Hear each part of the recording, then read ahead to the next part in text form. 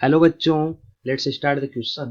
The question says for a catalyst which condition is not essential. मतलब इनमें से ऐसी कौन सी कंडीशन है जो इतनी ज्यादा इंपॉर्टेंट नहीं है, इसेंशियल नहीं है। ठीक है, तो सबसे पहले हम यहाँ पे की कंसेप्ट लिखते हैं। की कंसेप्ट, और की कंसेप्ट में हम क्या लिखते हैं, कैटलिस्ट के बारे में लिखेंगे।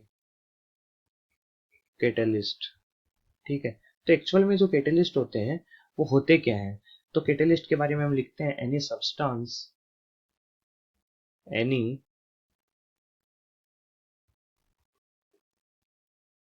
substance that increase the rate of reaction, that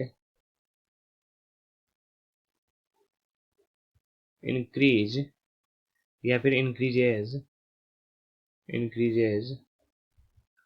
the rate of reaction,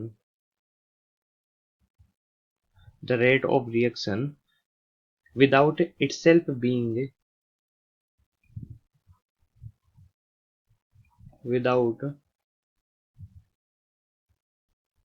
itself being consumed। मतलब हमने यहाँ पे लिखा है कि जो कैटलिस्ट होता है वो किसी भी रिएक्टेंट के साथ में रिएक्शन करके इंटरमीडिएट का फॉर्मेशन करता है, और फिर उस रिएक्टेंट को क्या करता है, प्रोडक्ट में कन्वर्ट कर देता है और खुद वापस से अलग हो जाता है। इसका मतलब पूरी रिएक्शन के दौरान जो कैटलिस्ट होता है हमारा वो कंज्यूम्ड रह जाता है, मतलब इसकी यहाँ पे कमी नहीं होती है।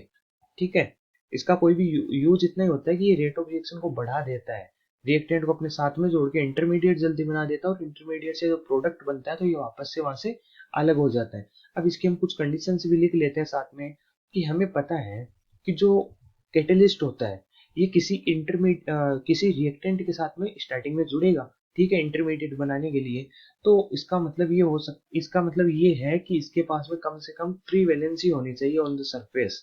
तो हम यहाँ पे लिख सकते हैं इसके पास में वैलेंसी होगी तभी तो ये किसी रिएक्टेंट के साथ में जुड़ेगा। तो हम बोल सकते हैं इट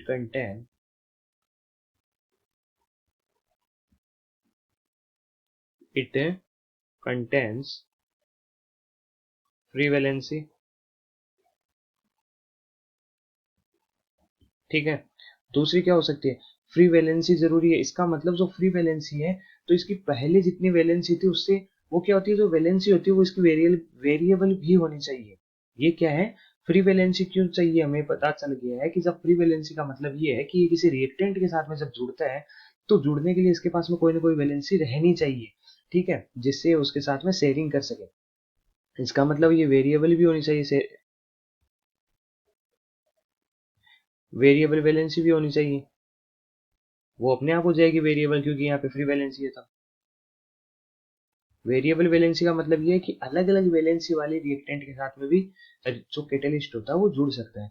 और मान लो इनको किसी अगर जो कैटलिस्ट होते हैं वो इंटरमीडिएट बनाते हैं, तो ये रिएक्टेंट को अगर कोई न्यूक्लियोफाइल मिल गया तो न्यूक्लियोफाइल मिलने का मतलब न्यूक्लियोफाइल क्या करेगा, अपना इलेक्ट्रॉन पेयर इस कैटलिस्ट को देगा, और कैटलिस्ट को इलेक्ट्रॉन पेयर को लेने के लिए ये जरूरी है कि इसके पास में कम से कम जो इम्प्टी ऑर्बिटल भी होना चाहिए, वैकेंट ऑर्बिटल होना चाहिए।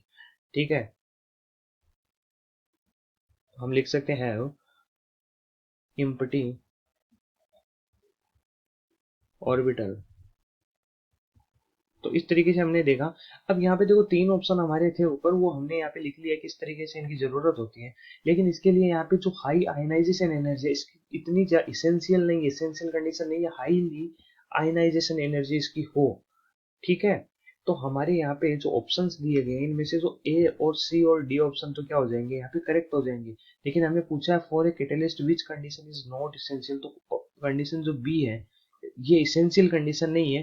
बिकॉज इसेंशियल कंडीशन वही होती है कि ये रिएक्टेंट के साथ में जब रिएक्शन करेगा तो ऐसी कंडीशन में ये उसके साथ में किस तरीके से बॉन्डिंग कर सकता है, या तो इसके पास में वैकेंट ऑर्बिटल होना चाहिए जिससे कोई न्यूक्लियोफाइल इसके साथ में जुड़ सके, या फिर इसके पास में वेरिएबल और फ्री वैलेंसी होनी चाहिए इसकी सरफेस में, जिससे क्या होगा, ये किसी दूसरे रिएक्टेंट के साथ में वैलेंसी के थ्रू शेयरिंग कर सके। तो जो ए सी और डी है वो तीन तो क्या हो जाएगी यहाँ पे इसेंशियल कंडीशंस हो जाएगी। लेकिन ऑप्शन बी में जो हाई आयनाइजेशन एनर्जी है ये इसेंशियल इसकी कंडीशन नहीं होती। इसका मतलब option B is the correct option. Okay, I hope you understand. Thank you.